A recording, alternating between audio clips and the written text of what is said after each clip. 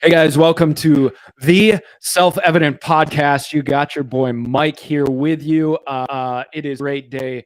Unfortunately, our man Massey is not going to be here with us today, but that's all right. I am driving, sailing, piloting the ship. All right, and that's been our show. Thank you so much for joining us. Cut the feed, please. Please get us out of here. All right. So, guys, welcome. Do not forget to go to the self-evident truth.com. Make sure to pick up your merch, get your stuff. Don't forget, we got hats, we got shirts, we got all of that available for you. We have the blog, which, again, I'm going to put it out to you. If you would like to contribute to the blog, go ahead and contact us. You contact me at self-evident podcast or self-evident ministries podcast at gmail.com. Self-evident ministries at gmail.com. I know it's long. I tried everything else I could find. Nothing was good. So check our stuff out. We got some cool things in the works for you, especially if you are a torchbearer. Go ahead and throw up on the comments where you're from, and if you are a torchbearer, say torchbearer here. We are bearing the torch. Also, a torchbearer. I want to know what should we do today, Elijah? What's our question of the day? What is your favorite political joke? Oh, jeez. Be like, I don't Clean know. Clean answers. Yeah, there you go. Elijah has picked it. He'll probably never pick one again. Or me. What is your favorite political joke? I love that you take my ribbing, dude. I know I josh you all the time. All right, we're gonna get into this with a great interview. He and I were talking before, and it was basically a live interview without the live, and so I'm there. But first, a little information, a little news. I thought we would cover this. We have a win, folks. I picture this as a win. Liz Cheney has been dethroned in her primary race in Wyoming. I think a lot of conservatives clap. If you're a Trump supporter, you are dancing in the streets. So she was defeated by Harry, and Hagman will now go on to run against a Democrat for Wyoming's House seat, the sole House seat. So Cheney, of course, was sure to blame Trump voters, her own voter, Republican Party, Haagen-Dazs for making tasty ice cream, and finally her own family for allowing her to be the last vestige of the old establishment legacy. Those Cheneys, Bushes, and Clintons, there's not too many of them running around anymore, which I am so thankful for. And that's something that I think this really did signify. All jokes aside, is you're watching a wiping away of the old political legacy families. Now, let's be careful not to instill the new ones. And I'm not saying, say, if Donald Jr. ran that, oh, that's political legacy, we've got to stop him. That's not what I'm saying, because I actually think Donald Trump Jr. is a fairly solid guy. He's fairly solid on what he goes for. But Cheney, we've watched somebody who has set her face against what conservatism is, and at some point, you look at it and you go, "They're not representing me." And you've heard me say this before. I very much feel the same way about Mitch McConnell. You're not represent. He just came in saying, "Well, I don't know if we're going to win the Senate because we don't have candidates of quality." No, we don't have candidates that you, which are status quo candidates. That's what we don't have. Yet we've watched, and Cheney was one of them. What is it? 10 people, Republicans, who voted to impeach Trump are out. All of them retired or resigned, but a lot of them were voted out of their primaries. They were swept away. And because what we're seeing is the people aren't putting up with it anymore. We've got somebody like Adam Kinzinger. He knew, he could see the writing on the wall, and so he stepped out. So Cheney, though, she has not ridden into. She has hinted at the possibility of running for office in 2024, which If she would like to know how much the rest of the country dislikes her, I say go for it. Because I don't think she's going to find a lot of Republican support. What could you imagine? Easy. Think about this. Could a Cheney-Trump primary? Cheney and Trump going after each other. I think if she lost, she would probably blame for not being in line with the moon. Probably there would be a lot of blame to go around, and I think Haagen-Dazs would get the brunt of it. Man. You know what people are going to do? They're going to take that as some type of fat joke. It's not at all what it is. The Haagen-Dazs to me, you know what it represents? Nancy Pelosi and the establishment. That's what Haagen-Dazs represents, because Pelosi's standing in front of her massive refrigerators, showing off all of her ice cream. It's like that. That is, yeah, right. Like that is your Marie Antoinette moment. Let them eat cake, which I hear is a myth that she didn't actually say that. But either way, it fits in this example, right? So Democrats actually lamented her losing, which that tells you where she was on this whole process. Was where were the Democrats looking at her?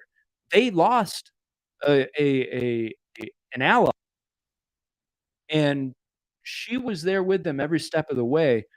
And I find it interesting that she's this position of there's nothing wrong with what I'm doing. It's the Republican Party. It's all the conservatives. That's what's wrong. She has case against them, so much so that about 20 minutes after her loss, give or take, she started a PAC called the Great Task. She'd filed for a different name, but the Great Reset was already taken. Oh, okay. Yeah. And now this is task. This is referring to Lincoln, who spoke at Gettysburg of the great task facing the country. And of course, she herself in her concession speech to Lincoln, who lost and lost and lost and then got the presidency, which people noted. The interesting part, think about this. She had a logo. She had the PAC filed for. She had everything up and announced the PAC. I think she knew full well she was going to lose. And she had convinced in her mind, well, I'm going to lose, so then I'll run for president. And the one thing that I think truths need to watch out for is, what is the establishment going to do to rally around someone like Liz Cheney? Because the establishment has come out and said, we don't want Trump. We don't want him anywhere near any of this. So watch the consolidate around somebody like Liz Cheney. They'll think she is exactly what we need because she is the answer to Trump. And you'll see this machine move behind her. Be ready for it. We need to do our own research. Right. I know that like a lot of Republicans actually think Trump shouldn't run just because of how damaging that would be to the reputation of the Republican Party. But we can't just sit by and even just listen to podcasters or Right. listen to people who have a platform like Shapiro or fill in the blank, honestly. We have to do our own research and look into each person and each candidate and see which person lines up best with the qualities of Christ, with the interests of Christ too. Right. And that's you're hitting on something that I think we're starting to notice is you're noticing these Trump candidates coming through in the primaries for the most part, and you're noticing activation in local elections. I've never seen so much activation in local than I have this election cycle in Martin County, Yeah. which I love, and I know part of that is our church is really heading the process on the whole thing. But people are active, and what you're noticing is there's one last thought, and then we're getting to our, because we got to get that started. What'll happen is you're not going to see a third party start from the outside. You're going to see the change or the momentum come from the inside. And I've been saying I want to see the Republican Party taken down. I want the whole thing reformatted, because I don't. The machine of the Republican Party is for what conservatives, Christians are for. And this is happening from the inside out. And so we've got to throw our weight behind.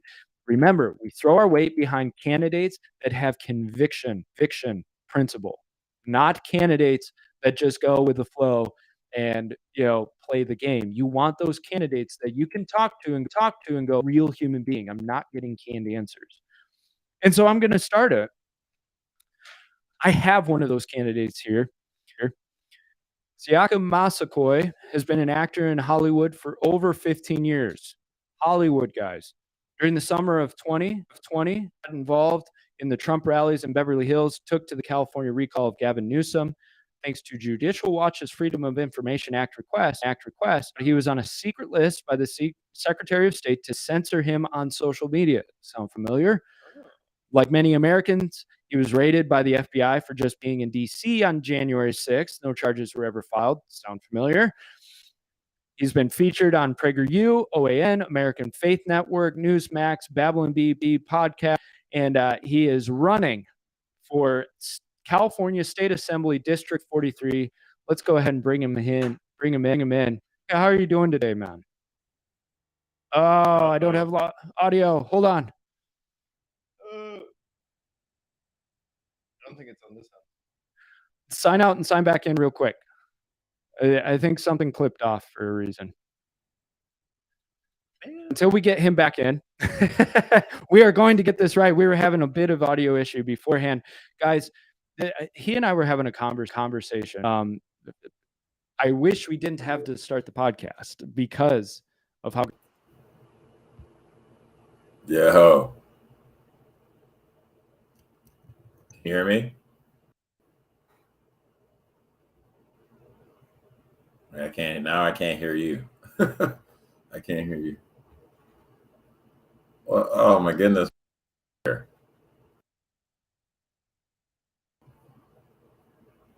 No. Dang it. What's going on? They would love hearing us about 20 minutes ago. I'm going to go in and come right back out again. I don't know what's going on. Let's see here.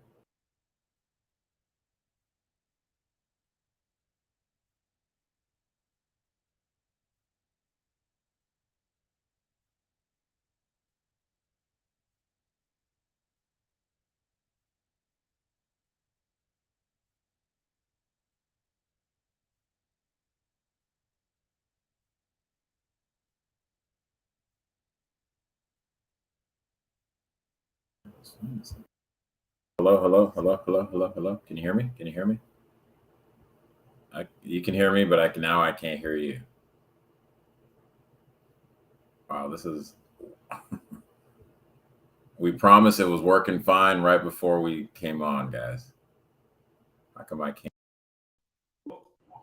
There, can you hear us? There it is. Yes. I can hear you. Okay. Now. All right. We're going to start before we lose you again. Yeah. Oh, man. That was weird. It's like I heard everything until you brought me on. It was like, nope.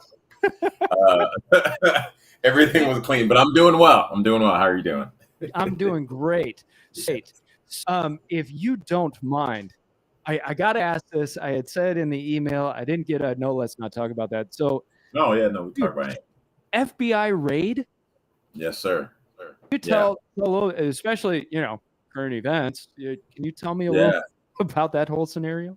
Well, it was, and like you said earlier, just to start, I did nothing wrong on January 6th, nothing violent, I should say. Wrong is, I would say, there are so many people that just walking on the grounds, it was automatically you trespass. Right. So technically everyone that stepped on the grounds, on the grass, one blade of grass there, you were automatically trespassing. So from that standpoint, yes. But there were no violence, no argument with police or anything like that. Just recording for the most part, right? Yeah. But yeah, in the morning of June 10th, about 5:45, 6 a.m., my room is at the end of the house on the other side, towards the backyard. So I'm waking up to hearing FBI screaming and yelling in my house. I open my door.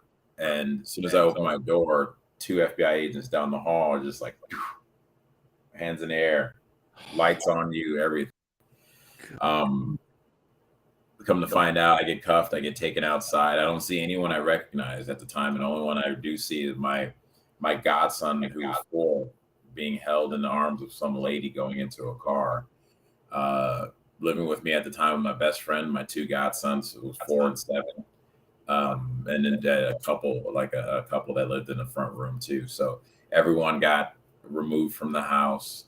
There were about 13 to 15, 8, all armed, as if I was a drug runner or trafficking women and kids or anything like that. They came in, as we saw last Monday or 2 Mondays ago, the same way. They came in heavy-handed. It's all about shock and awe. When I was taken outside, I was asking, "What is this about? Let me see the warrant. I want to talk to a lawyer. I want to talk to a lawyer." And the response was, "Well, you don't need a lawyer. This is not an arrest. This is not that type of case. Wait till we clear the house, then we'll get you the warrant. Wait till we clear the house, we'll get you the warrant. You don't need a lawyer. This is not that type of case." When they finally cleared the house, because there's nothing there to clear, we went back in. I went back inside. They set me down, and then they would release everyone else back in. Right, so it kind of went in reverse order. So they had like my dog come in first, so I was emotionally there. Then my other 2 roommates. Then they had the kids come in and run up and give me a hug. And then my best friend's like, "I'm going to take them to their mom's house." And when I finally gave me the warrant, and I have it in files right now, but I'll show you just in a sense, just like everyone we've been going over, like release the warrant and release what this is, especially what happened to Trump. Now, a lot of people don't know by law, in order for them to come into your house and search and take anything, they're supposed to supply you with the warrant, right? The entire warrant that shows what they're there for. When they gave me a warrant, they gave me a piece of paper. They gave me a piece of paper. It was in a little laminate, a little sleeve, little plastic sleeve to protect it. But all it had was the initial order on front. It had my name and the judge who signed off, just the front page. Seriously. So they commenced to take the stuff, take my computer, take my cell phones, take my external hard drive, take my flash drives, take my MAGA hats, all the way up to my MAGA hats. When I tried to fight back because I got one of them at a rally. It was my first one I ever got. I had more than a MAGA hat in all 4 years of his presidency. And it wasn't until 2020 going to rally, I was like, all right, now I'm official, right? So game on. And so it wasn't until a week and a half later that a lawyer friend of mine at the time was able to, we first were requested to get the warrant to see exactly what was in there, to see why they were here. There was no reason. What they told me at the time was because I was on a Telegram group with 4 others who got indicted. Now this Telegram group was like California Patriots, one of those Patriot California groups, and like about 50 or 60 people in there, and they were tracking people because careful on Telegram, everyone. That's where the FBI is. So, they told me that's what they were watching, and then I was on there. And one guy had mentioned something about weapons across state lines. And I'm like, dude, have you ever missed a day on Telegram? You missed a day on Telegram, you come back at 600 messages. I don't have time to read through 600 messages. I don't know what you're talking about. You don't have as much time as the FBI does. Apparently, they have time to pay attention to us, but not to all the mass shooters that they happen to know about. Right. They know about them, but they just don't. Nothing. And that's the thing that's wild is this is happening. I'm like, the fact that they would even move like that on regular people really started to mess with me. And this was after 6 months of them keeping about 500 people locked up with no due process. When they finally gave me the warrant a week and a half later, after threatening to file a complaint, and after, in their own words, and I have the email, U.S. attorney saying that it wasn't within my rights to know why they came into my house. This was their words. U.S. attorney's word wasn't in my right to know why, or to see the warrant. So I had to their perspective, I had no right to know why they came in my house, guns drawn, and stole my shit. Excuse my language. Like, it pisses me off. Goodness, man. And so when we finally got the warrant a week and a half later, that's when we saw everything they took. They saw everything they took, which is crazy because I'm not online like that. to know that I had like flash drives, to know that I had an external hard drive, to know that I had any of those things. And it was just taken just to break me as a person, because we're going into the digital world where they wanted most people, just to use everything digital, because they have technology where if they needed my information, they could have kept it like that and left it at the house. Right. I still yet to this day, almost a year plus later, to receive any of my stuff back. Seriously? And I'm still not charged with anything, and I've never been arrested for anything. So imagine that. Imagine never been arrested or charged, but yet the government can come into your home, guns drawn, take your stuff, and then good luck. Right. And I've thought about that. Actually, I was thinking about it on the way here to do the podcast this morning. Like they can bust in your door or tear through your stuff, and there's no, hey, here's an invoice. We'll pay for the damage we've done. We'll get stuff after so long. And that goes along with civil asset forfeiture. Just the fact that you are carrying $5,000 in cash, some can take it from you and say, okay, now you got to prove that you're not dealing drugs. Yeah. That's basically how it's set up. I tried to go to small claims to get it back, but of course the lower court's like, well, we don't want to touch it because I still have an open case going. Right. FBI open case. Exactly. That title right there is so useful, and I think that's what happened was there's reports that they wanted to keep it quiet and all of that, but I think they also think if people hear FBI, there must be some validity to it. Of course. Like how many people would say, well, I mean, if the FBI is doing it, there must be something there.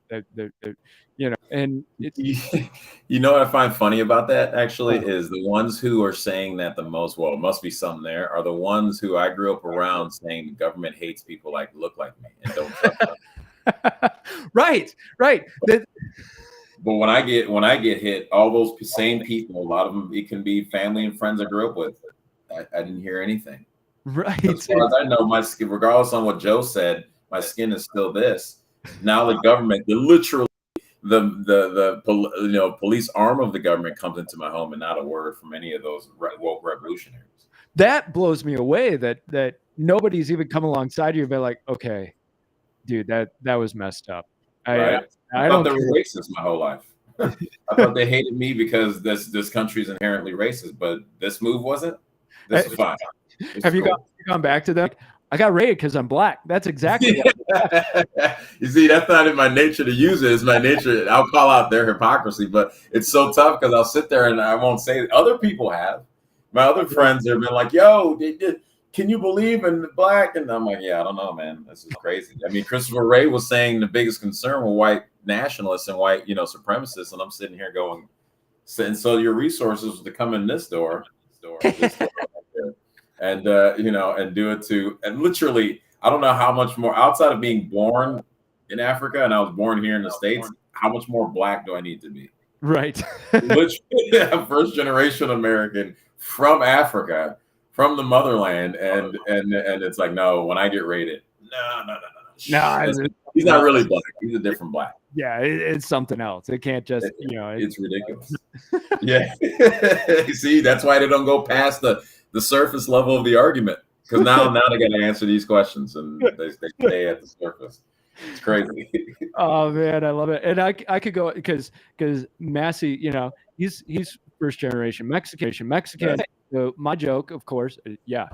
If you couldn't tell, I'm white. I know, surprise. But I make the joke. I can't say that because I'm white, but Massey can. Yeah. That's what people say. Is I can't say. I go, you know what? That's the other side. And we talked about marketing coming from this Hollywood background and entertainment. Right. I go, you know what? No, you can say it. You know why you can say it? Because you're an American. And at the end of the day, you don't say something that is affecting your community. Doesn't matter if you're black, white, Asian, whatever you are that's supposed to affect the other group, it's gonna spill over. So it doesn't matter what you don't say it because you're a white guy. Okay, cool. Well, having that bigotry of a soft bigotry of low expectations, and you're not holding, black kids or Hispanic kids to a higher educational level, where are they going to affect you? Those are now the adults living in the community that sometimes may think, popping somebody over the head in order to get what the watch on their wrist makes more sense than actually working for it, because their standards have been lowered. So you may not, you know what I mean? So if everyone out there tell you, oh, don't speak because of this. Okay, great. Well, 63 million babies are dead now because people said they couldn't speak on women. Exactly. Like, it affects us all, guys. We are Americans first, skin color second, because we all have to live under this American umbrella. Amen. And that's exactly what we say is, you know, Massey will say, I'm not a Mexican American. I'm an American. Yeah. I'm not a white American. I'm an American. They're not Black Americans. They're Americans, right? Americans. And that whole, you know, you and I had been talking a little bit about the Marxist cultural, you know, identitarianism is really what it is.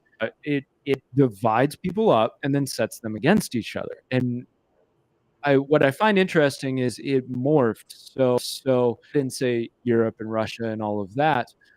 This class warfare, rich against poor, which they still try to do, but they've never found the traction of that like they have of putting a wedge into America's weak point, which was race, right? The history of slavery and all is just prime for especially that whole Marxist thought process of, well, we can't set oppressor of class warfare because America is very capitalistic and people are very much manifest destiny, self-sufficient, master of yourself. But we can wedge in on that whole race issue and create it. Well, you know, it's a great point. So what happens is, and this is actually a CIA tactic because they use Marxist tactic to do this, but it doesn't matter if it's the U.S. or it's France or it's, you know, Liberia, West Africa. What they do is they find whatever the underlying issues that kind of can permeate in the culture of that place. Then they go in there. That usually is like maybe like we talk about. We'll just say straight up slavery. It's not a thing that exists anymore. Racism here is such a marketing tool. It does live underneath the surface of America, partly because our country is so popular and it's so young. You know, like they don't sit there and talk to England about all the colonialism that they've done and the slaves they had. They don't talk about England in that same way, but they use the guilt of it in the same way they use here. So what they do is they take a little issue, whatever the little issue is. It could be left tires back in Indonesia. They'd be like, you know, left tires. Can you believe these right tires been getting away with the left tires? So they take whatever it is. Then now we've hit a point too. We're most consumed. Our population consumes the most entertainment of anywhere else. So it's not just a newspaper that a few people who can read can get to. You have it blasted out in such a methodical way to everywhere. They can repeat it over and over and bang it in people's faces and people's heads. It's a smaller issue. And then now let's spread across everything else. Race, smaller issue. Men and women issues, how they present it, small issues. Trans issues are small issues when it comes down to it. Whether it's LGBT, those are smaller issues in the grand scheme of what's going. Even the Black Lives Matter movement. What kills more Black people? 80% of other Black people kill more Black people. But what do they focus on? When one kills a Black person, that's like one of 9 that was killed like 2 to 3 years ago. So look how small that issue is comparatively to what's big. They always go after the small, minute issues that may live in the back of the skin. Like, I got that shoulder issue. Yeah, that shoulder issue is why you can't play basketball or do anything anymore. You know? No, I can. No, I'm gonna tell you why. And so they take all these the smallest issue and they make it the biggest. And in making it big, it's easier to kind of make it kind of this grandiose problem that's too big to solve. Right. If we talk about 80% of Black folks killing each other, we can just look at 80% and go, we need to get that number down. If we talk about systemic racism in the history in this country, that's why it's 80%. Now we just kind of don't know where we can start. It almost sits at the behest of those that first told you what the issue is, when and how it actually will get better. So it's nothing you can quantify yourself because there's no quantification for how good or bad it really is. Absolutely. 80% is a number we can look at and go, 80%, let's fix that. No, talking points. White people only say that. You're like, statistics are only used when they need to be, right? Yes, And FBI they're technically signs of white supremacy, according to the National African American Museum that put out in 2020. So That's true, right? And we've done that. Math is white supremacy. Science is white supremacy. like individuality is white Right. supremacy. White supremacy. Family unit is white supremacy. Loving God apparently is that too. So it's Absolutely. anything to make the people self-sufficient and prosper tends to happen to be white supremacy now. It's really interesting how that works. It's almost kind of like one side, there is systemic racism coming from one side, wanting to keep us dumb and I don't know. Look at the Go figure. Yes, $1 million, huh? No, I want to get a bit deeper into all this, taking a side road. But your experience in Hollywood, taking in all we've already talked about, you were in Hollywood, right, for over 15 years. I'm really curious about this.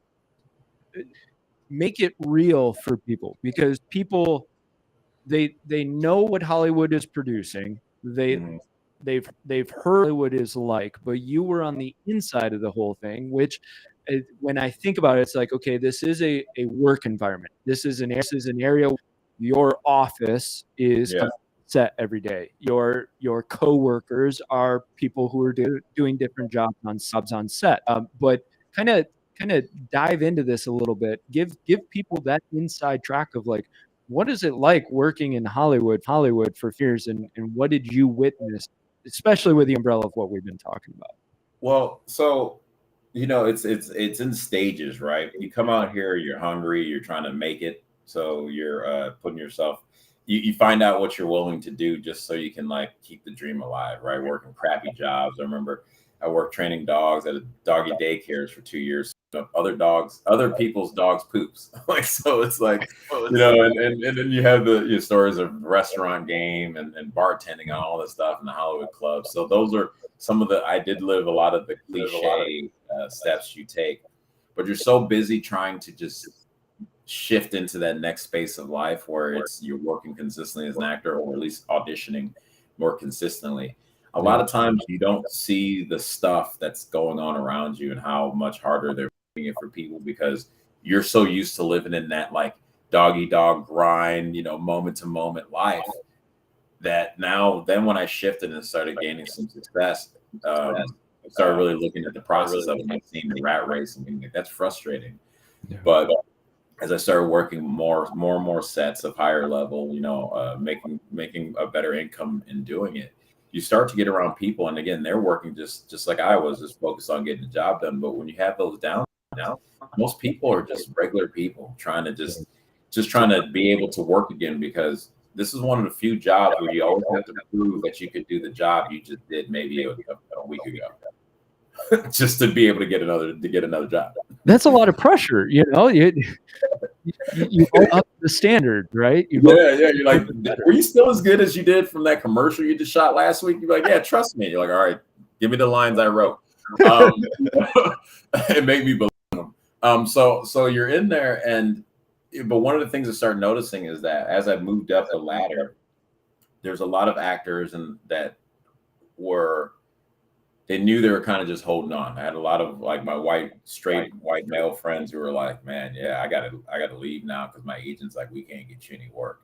Those are the little quiet things that you didn't see, and them having to reconcile, what does that mean? Do I leave LA completely? Do I stay and just kind of wait till this wave passes? Because here in California, here in the industry, they do go by moment to moment, like whatever the culture thing is, right? I remember we had a casting director was talking to us in my class and saying how now the biggest thing they were doing, they were looking to cast real people with real amputees.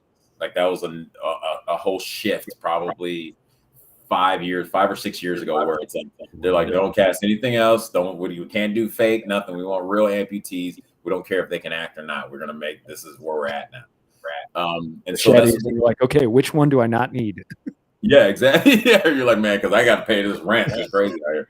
The gas taxes. No, but like But the fact that they will go on by whatever box it is and whatever the most popular one is at the time, that's where they're going all in. That's one of those things that happen, and it comes from the top down. So the production company is like, all right, well, we need more trans. And it's like, then that's the big push through all of the casting agency goes, all right, I work for CBS and I do some Fox shows. So right now they're telling us we need more trans. That's all I'm looking for. My assistants, hey guys, more trans. And then they set out more trans. So then it becomes a thing where you're an actor, you look up and you see like 3 of the 5 roles that you could be up for saying trans only. Go ahead. I was going to say, and that's how it happens, where you're as an actor, as an artist who is supposed to speak out against all the craziness and call things in different ways. You start to see how it shifts, and you're so just waiting for kind of to make a little bit of cash so you can survive, and for your thing to be called. So you're like, if I just sit here, now you're watching people get canceled for saying certain things that are maybe outside of the requirements of Hollywood, and then they lose their opportunity just to try to get work. Right. So and just a job, but the opportunity to try to get work. I think so that scares you. I think that's what people probably a whole don't necessarily realize is that concept of, and I'm speaking from my observation, so correct me where I'm wrong, but it's not, hey, once you get a role, you're getting roles all the time, and this is your job for the next 10 years. You might get one role, and then you say the thing in an interview, and all of a sudden your name is put. You're done. That's right. Yeah. And what you're putting together for me is this kind of, people look at Hollywood and they say everybody in Hollywood is super progressive, and you use the casting agencies as the example. And I think cool about what you just described is those agencies are just trying to do the work that they're asked to do in order to keep contracts with the big networks and the big companies. So the company says, I want all trans people for my new Lumberjack movie. Yep. A casting agency may behind closed doors go, dude, this is insane. Why would they ask for this? But they want to, let's make them happy. Okay, this is what we'll go for. Did you notice? And you had said people kind of, they put their head down and they're just trying to keep working. Did you notice intimate conversations, quiet conversations where like people were like, this is, I don't know why we're doing this. Yep. Oh yeah. Whether it's on set, literally, if you look at my IMDb, every network television show I did, I had a conversation with 1 or 2 people who were like, can you believe this crazy stuff going on? And if you go back, and say this to anyone watching, go back and look, and whatever year that was, that's whatever the thing was that year, that's what we talked about. So people there, and I know again, individuals from acting to all the way up to like showrunners that have created shows that you and I would be like, wait, what? That show? Oh my God, I love that all the time as a kid. Who, the level of like where you think they've earned a level of autonomy. Yeah. Where they can do, where even look at how they did Mel Gibson or Tom Cruise. You think they're high enough, and they are to a certain extent, where they can get investors to invest in their projects later. But when Mel Gibson did this thing, the Hollywood inside was like, you're done. When Tom Cruise came out with stuff, the Hollywood inside said was done. They were just so much of a business that they could bypass that those gatekeepers. But here, again, with people who shows that you'd be like, wow, you have autonomy, have sat quietly by and said it to me. I can't say nothing to support a friend because I'll get canceled. I can't say nothing about the craziness that I see them pushing with the trans agenda, with the anti-American agenda. I can't say anything because then I won't work again. And I'm sitting there going, you worked your butt off to get to this level, and I'm down over here. And if I get here, I still can't speak open.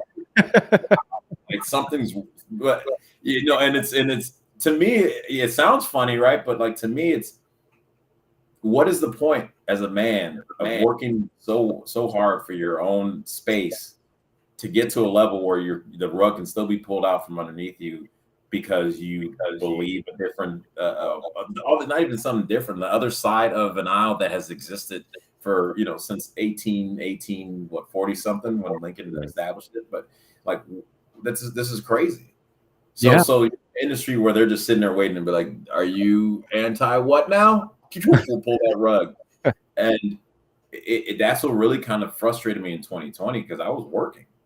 Yeah. until it shut down. Like I hit that place where I can honestly say I made it, and all my jobs were either auditioning or acting. You know what I mean, or doing something acting related. And I watched them set up a fund. These entertainers at our award shows set up a fund to release criminals that were destroying cities all over the country in the Summer of Love. Right. And I watched people that I knew personally, actors, make statements that would disregard those individuals that were suffering through this violence that were going. And I'm like, no, I just can't be too close to this in the same way anymore, because this is wrong, and I can't speak out on it. Because if I say, hey, you guys are destroying black neighborhoods in the south side of Chicago, stop. Right. Oh, you don't think Black Lives Matter? No, I do. Like the 6-month-old that was shot in a stroller walking around the corner from my mom's house in August. Like, come on, guys. I believe in it. You know, it's very frustrating to be an artist and to see that you weren't allowed to speak. It's a very frustrating thing. I can only imagine all the other artists that are still quiet, to be honest with you. Is it something where you might reach out to say, like, and I know you're in the political process at the moment, so I don't want to diminish that by any means, but it sounds like you have a passion for the art of acting, and so Yeah, that's would why I you- did it. there you go. Like, would you reach out to like somebody like Daily Wire who's really trying to make inroads on this type of Yeah. Yeah. Well, we actually we started a group called Hollywood for Freedom here. Check us out, hollywoodforfreedom.com. And what we wanted to do, much like I was saying before when we were talking offline about after seeing the Trump rallies here, you're never going to convince me California is completely blue like we have been taught for the last 20 plus years. We saw real people out there, and starting this group Hollywood for Freedom and seeing that, and we're a hub. You know, we want to connect industry professionals with the production companies that are looking for high level professionals and bring them together, because regardless of what people want to think about Hollywood, talent is here. Yeah. And we've seen a lot of projects that's done outside of Hollywood that are again trying to do what you're talking about, but they're missing that thing, right? Like you're like, oh, that's great, but it didn't have enough salt. So we want to get to a place where we cross that gap and go, we're like-minded individuals. Most of us that have started the organization are God-led, even though we don't, hold anyone back if you're not technically, a Christian or anything. It's just, we're like-minded. We don't want any mandates. We don't want, look what's going on into your personal history to decide whether we're going to work with you or not. Either you're right for the job or you're not. And it's a merit-based thing. And that's how we want these production companies to choose. And it's their choice, right? Right. And in that we've connected with Daily Wire, and we were just at the premiere for Terror on the Prairie about a month ago. So we are making some inroads in that direction. I started a sketch comedy group, making fun of all this called What the Fact. You can check us out, whatthefact.tv on Rumble. I've got to check that out. Yeah. We did a sketch about the FBI raid and everything. Because we saw what was going on, and it started with Joe Biden's statement about you ain't black if you don't vote for me. That was our first sketch we did over a year and a half ago, and so we've been building out from there, because I'm a big believer. 1/3 of the issue is going to be fixed in the vote. 2/3 is going to be fixed in culture. Absolutely. And if we don't lead from an entertainment standpoint and from a biblical standpoint, like, we're going to lose, because they do the same thing, but they lead in their entertainment standpoint, but also from their secular standpoint, which you can say is Marxist, communist. That is their God that they're leading with. Right. So we have to do the same. We backed away from entertainment as Christians, and then we backed away from the cultural part, the civics part, and then the cultural part we backed away from as well. And how you can see people saying, "I hate the flag," and America's consistently racist. You're like, wait a second, that's not even how I grew up in the early '80s, when we're Rocky, Rambo, Commando, everything was like USA on steroids. Yeah. And Joe, Yeah, exactly. So I'm a big believer. As I'm running, I'm also doing and trying to connect with more conservative outlets. And I always say like this: hey, we always complain about Zuckerberg and George Soros dumping hundreds of millions of dollars and da da da da da da. Okay, where's our Soros and Zuckerberg? Right. Play money to play the game. We need it to be dumped into. And one of the things that I've been thinking about, and I'm glad you guys are doing it, and I'm sure I've said this to a lot of people, is like, it used to be Christianity was producing the great works of art, whether music, whether actual like art. I would argue acting as well. Yeah. There's something about knowing who you are in God and being able to invest yourself into another character or whatever. But at some point, Christianity removed itself from the cultural sphere. Yep. We removed ourselves from so many pillars, and we were helped by the left, who said, "You're not supposed to be a part of this. Mhm. You need to just remove. You need to back off." Right? And we gave it up, and so Gave now it up. it's like we're playing catch up. We're truly playing music with art, with acting, with film, entertainment. I want to see the good quality, amazing content. Well, it's interesting. It's interesting you point that out, because like there's so much that I've been learning in these last 2 years historically. And I was a history major in college, and I thought I loved history and went into it. But now, as you go, I guess there's sort of even going further in on the other side. But I found out Hollywood was actually created by Christians to tell Christian stories. That's what it was there for. Right? They used to have a committee of Committee, yeah. pastors You know? and rabbis would have to meet the standards of the religious committee Yes. before it comes out. And one of the rules that they had that I love, and you probably know this, so for those listening and viewing, you couldn't have the bad guy win at the end of the film or the story. The bad guy had to be brought to justice. And now almost every movie is the bad guy wins, the bad guy's the hero. The bad guy's the hero. Right. Right. Like I know my godsons love Minions, but the premise is it's a super villain. Like, what? That's not lost on anybody. So we're supposed to be in that. They actually had a committee, that famous line, and frankly, what was it in Gone with the Wind? Frankly, I don't give a damn. Like they had a conversation about the word damn. And like, I'm not one to go, hey, let's go all the way there, but our influence has been gone, even to the point where Harvard, Princeton, Brown, Yale, those are Christian schools. Mm-hmm. Those are now. So not only did we leave entertainment, we left not just education, but the highest level of education. Christians said, "No, we're good. We advocated it." Right. Right. In this point, and talked to you earlier about just being baptized this year. And been reading the Bible with my fiance. And as the first book we read, and this is the first time I ever finished a book in the Bible that wasn't just like read this verse or read this chapter. I read actually a whole book, and multiple at this point. But we read Romans first. And I'm telling you, people need to go and check out Romans 6. It's wild. It's like, this is what's happening today. But I'm reading Romans, and we're reading it. And it says very clearly, you turn away from God, these things happen. Mm-hmm. So it doesn't have to, you don't have to be a Christian. You don't have to believe in any of this if you don't want. But I'm a believer in history.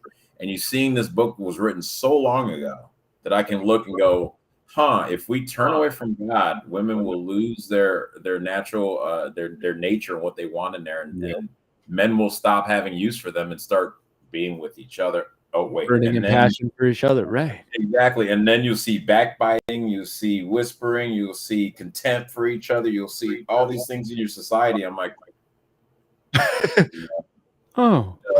got a question. Where'd you get this cheat sheet? Like you see these things. Time machine, Paul.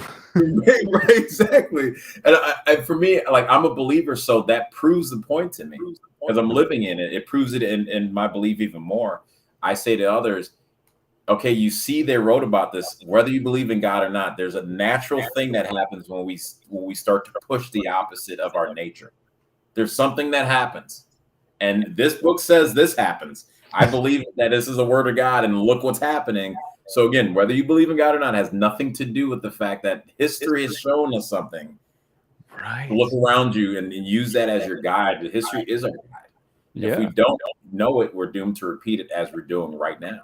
And I've actually used Romans 1, so people will say the whole homosexuality debate and all of that, and it gives clarity to, like, look, this is a consequence of the way that the civilization or the culture takes. Exactly. So Exactly. Romans 1 walks you through that step process that they gave up worshiping the creator for the creator, including ourselves. We start worshiping our bodies, ourselves. We worship the animals. We worship everything but who created it. And what happens is then our minds are darkened. We become foolish, and then we start acting out in these ways that Paul laid. And it's a process of actions and reactions, or consequences, if you know. And you're right. That's historical. It shows the process that we see time and time again in Camille Paglia. I don't know if you've heard of her or not. No. She's a professor of art, feminist. She might be even a lesbian. If she's not, I'm not sure. But she's a feminist. But she lines with Jordan Peterson and kind of his thought. She's come out against this new movement of feminism. Wow. Okay. She points to art history and says, look, a civilization is decaying when art represents men in more feminine form. She says, so in the early periods, and she uses like Greek and Roman and various art periods, early on in, say, Greek and Roman are statuesque, they're muscular, they're firm, they're straight. There's not like, you know what I mean? Like they're all in statuesque. They're very masculine men, yes. Exactly. And as the art progresses, when you get to the late art, all of a sudden the men are represented. She describes them as noodle armed. So they're very soft. And she says that like this expression becomes anything anybody wants to be, and everything's up for formation and reworking.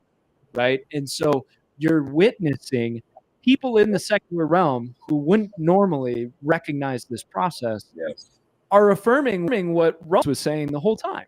That's again, this is why, like, my belief has grown the more I've read the Bible, because things are coming out and I'm seeing things that are just there. Right. And it's just like, that's just truth at this point, because I look at it from a biblical standpoint, be like, all right, God, like, give me what you're trying to have me learn here. I want to know more about your word. Then I also look at it from a historical standpoint to my experience in the world and what I've seen us go through. And I'm like, wait a second, it's so parallel. It's wild how parallel. And I remember reading Mark, and he was actually, no, it was Matthew. And he's talking about the Pharisees and the Sadducees, and you don't trust them as they're wearing all this gold, and I'm paraphrasing, but like basically like the people who are dressed up the most, saying that I have the authority. Be careful with those, right? And that no one is higher than anyone under the family of God. Even though someone can be your teacher, doesn't mean they're higher than you, right? Exactly. And be careful of those that act like that. And all I kept thinking was like, and may hurt some people, and I apologize, but I just think about Catholicism, the Catholic Church, and I'm like, but that's the Pope who rides in the gold stuff and things, and they have the hierarchy that people like, they have all this gold, like what's. And I'm just, again, this is now historical. I'm not going on this because God said in here you're this. No, I go, he's describing people. And who in this day and age says we hold the truth to the biblical standpoint, and look how they carry themselves. And I'm like, oh, well, all right, kind of looks like this, right? So it affirms, it starts to get to a point where it affirms like just the truth of the Bible even more, because you can just look outside the window and go, all right, well, and I love that you have a passion for history. I do too. Nancy does. Elijah does. Like, history informs us of that process, right? Yes. And a lot of people are like, history's, but no, you just had bad history teachers. Yes, on purpose. It's such a massive story, and who can tell history in a story framework. Yes, so many truths from that, right? Well, that's why Jesus spoke in parables. Because stories sit in the human heart so much more than just statistical facts, right? Right. That's why I believe it's like when you said it right there, it's like we have to look at the stories of our past they teach, and I grew up, I had a few history teachers that were great in junior high and high school, but for the most part, they taught it like mathematics. That's the problem. It The is a dates and story. the names. Exactly. The dates and names, and then we're supposed to just feel good or bad about it. Right. But when you break down, and we are living in a point of time that people will look back, read about, and go, man, they had this summer of love. They called the riots. They called Summer of Love. They had a peaceful protest. They called the most dangerous day in American history. They had, government officials going into people's homes with guns drawn. They raided a president's home. Like, these are things that back in 1992, when I'm reading this and go, how can a society let this happen? Oh my God. Now we're here now. So history needs to be told from this space from the storytelling, because that's where the passion is. Like, what would you do? You're in this position that they're banging at your door and your hands are up. And what do you want to do? You want to like yell at them, but they got guns. Like, what do you do? What does that mean in that moment? Not just, they came in and they raided the Black Panthers home and now everything ended and the party's done. It's like, no, what happened? What was it like? Now I know what outside, a portion of Hugh P. Newton went to. He was unfortunately shot and killed in his bed with his pregnant wife. But that initial, like, oh my goodness, that he come in, I'm like, oh my, like, this is and I'm not gonna lie. Yeah, I heard you hear those stories. They come in the house. I'm like, well, they gonna take me out too now? Because they've done it. And all they avoiding conspiracy theory, all they have to say is we felt in danger. We had to use lethal force. And how do you?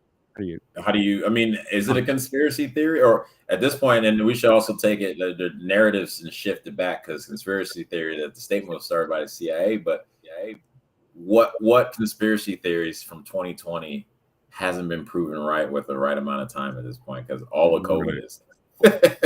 We've did a whole podcast episode called "We Were Right," and we were right. The conspiracy theorists, right. We pointed out all the stuff that we've been saying on this podcast for the last couple of years about COVID and all of that. Like, now they're suddenly coming out and saying, oh, by the way, that don't worry about it. You're good. Everything's fine. It's just the sniffles. Right. Remember when we said we shouldn't let you work? Just joking. You can work now. Yeah, but it's already too late because you don't have a job, and now they're not going to let you back in anyway. It's wild what's going on. But I always like to tell people, and I know they like to use the always, never forget, right? They always say never forget. No, we got to switch that because of the negative connotation. Always remember. Always remember. I like that. Always remember who was around saying these things to you, about you. Always remember who shut things down illegally. Always remember who put us in this situation, and move accordingly, vote accordingly from there, because they did it once, they definitely can do it again. Those are like perfect ending words, because we have to go. I know, I'm like, what are they? Man, you rounded it up perfectly. Hey, that's the industry, baby. That's the industry. Exactly. I love it. I was in that interview that you sent out to me from Rumble, and forgive me, I can't remember what the channel or the guy was. But immediately what I noticed was how well you did the interview. Because you put some people on and they give word answer, and like the person interviews like, come on. But it's a rhythm thing. It's a rhythm thing. Exactly. And what I immediately thought was, he's an actor, Hollywood, public eye. He knows how to do interviews. And so these type of interviews are the joy, because they're so easy. Thank you, sir. And I've been doing interviews since football back in what was it, 1996, when randomly one of the after a football game, they came up and were like, the Chicago Sun-Times wants to talk to you. I'm like, why? Because at this point, you wait till a lot of guys, like, you have to be real good to get to varsity. So I had to wait till junior high school, and then they're like, they want to talk to you, and I'm just like, for what? And then now we're sitting there going, well, and teammates, and it's just something that it's one of those gifts that God gave me, and it's something that has, fortunate enough, come easily, but it's not been me, because I didn't go to school to learn how to interview. It was God. I just write it out. man, you're gifted, and I love it. I've Thank you, already sir. had some comments need to bring you back, which I would love to bring you back Yes. the political thing, but that's okay because what I love is we want to show real candidates. We want to show real people, and I'm going to say this to the listening and viewing in California. If you are in his district, you have District 43. District 43 to watch this podcast. You have to make your own decision, but this is somebody who's real. This is somebody who has principle and conviction. The whole time he was talking in principle and conviction. Thank you. Right? So where can they find you? Where do you want to direct people? So, guys, check me out for the campaign. Go to Siaka for Assembly. That's FORassembly.com. You see all the stuff that I'm about over there. You can also follow me on my Instagram. You have to put it all in because I'm in the shadow realm. Many of you may understand. It's Siaka _Massaquoi. You have to spell out the whole thing. You can find me Chief Americano on Twitter and Siaka Massaquoi on Truth Social. So get out there, find me, reach out because I do respond. I like to have conversations with people because that's how we get to know each other. Awesome. Well, thank you so much for coming on. Thank you, brother. I appreciate it. To have you back. We do actually homeschool conventions in Ontario, California every year. Really? So I will try to reach out next time we're going to be in the area. I'd love to get together. Fun fact, I actually have to leave to go pick up my godson to bring him over for homeschooling again today. We just started our homeschooling this week. So I've been actually homeschooling. Yeah, helping out with my godson when he's in town. And so please tell me, honestly, let me know when you come in town for that because I want to be a part of it in some way, shape, or form. It's very important that we homeschool and shift this future generation, guys. So I got to go pick him up. Love to. All right. Let's talk. I'll shoot you an email after. So thank you so much. You have thank you. Day, man. Great, guys. Have a great day. Pleasure. Good blessings. Bless you. All right, guys. What more do I say? Siaka Massaquoi, check him out. I will put his name in the chat on Facebook. We can do it on YouTube as well. I can do it all from here. Do it all from here, Elijah. Check him out, especially if you're in California. If you're in District 43, you got to check this guy out. You just saw going for 2 hours more, and it made me think. Like Elijah, I think what we need to do is at some point have just a long form conversational podcast that we can put forward, not necessarily on the episode stuff, but anyways, check him out, guys. What more to say? Push, keep going. We're behind you. You need something, let us know. We love you guys so much. I hope you guys day. I hope you go out, you work hard, you get home to your family, you enjoy your family, enjoy the fruits of what God has given, enjoy the blessings of life. What more can I say? All right. So until next time, guys, I love you. Have a great day.